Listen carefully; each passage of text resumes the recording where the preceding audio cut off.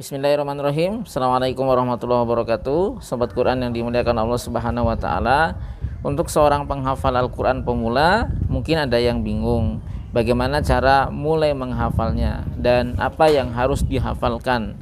Apakah cukup menghafalkan lafaz ayatnya dulu atau harus sekalian sama terjemahannya, dan bagaimana cara mulainya.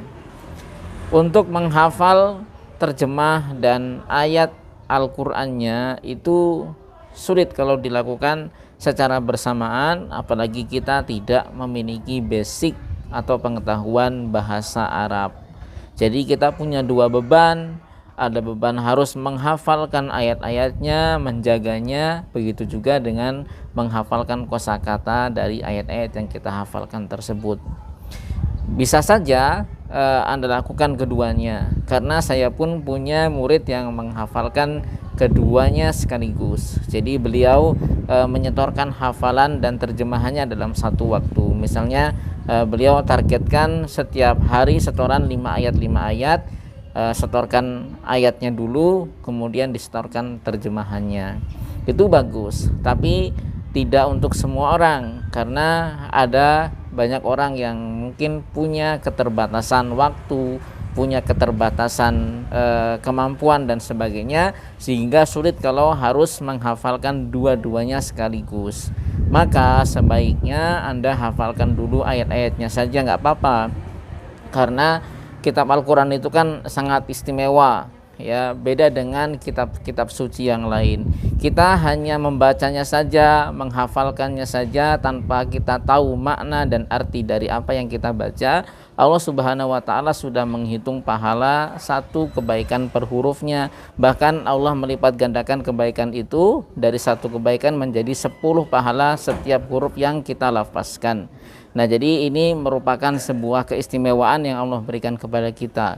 Nah, dari sini maka kita hafalkan dulu ayat-ayatnya, kita jaga dengan baik.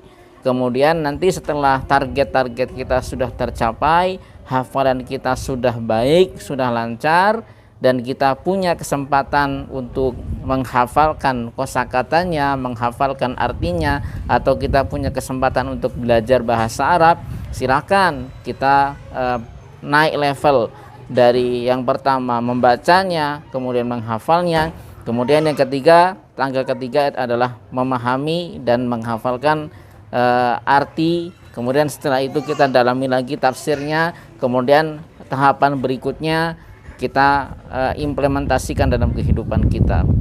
Nah, jadi proses menghafal Al-Quran itu tidak serta-merta kita lakukan dalam satu waktu, tapi bertahap saja. Sama seperti kita sekolah kan, ada kelas 1, kelas 2, kelas 3, kelas 4 dan seterusnya.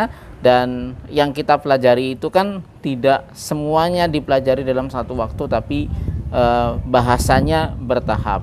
Begitu juga dengan menghafal Al-Quran.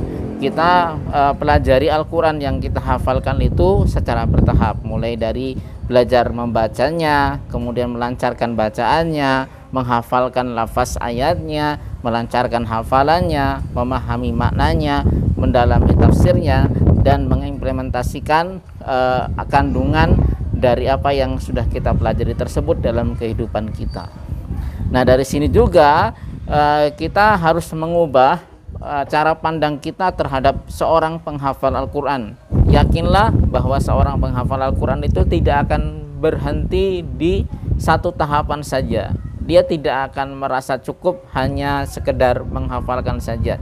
Dia pasti akan naik ke tangga berikutnya, ke anak tangga berikutnya. Setelah dia selesai menghafalnya, pasti dia akan bagaimana mempelajari makna dari ayat yang dia hafalkan. Kemudian setelah itu dia akan mendalami tafsirnya. Kemudian setelah itu dia akan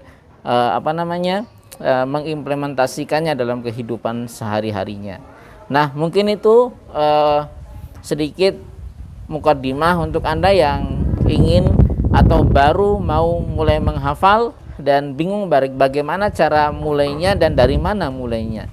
Ya, silakan saja Anda mulai menghafalkan.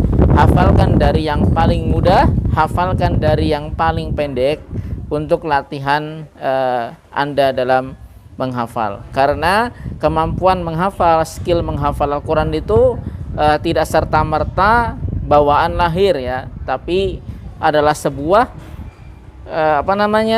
kemampuan, skill yang bisa muncul dalam diri kita seiring dengan tajribat yang kita lakukan atau exercise atau latihan yang kita lakukan. Semakin sering kita menghafal, maka semakin tajam pula kemampuan kita dalam menghafal. Oke, mungkin cukup itu saja.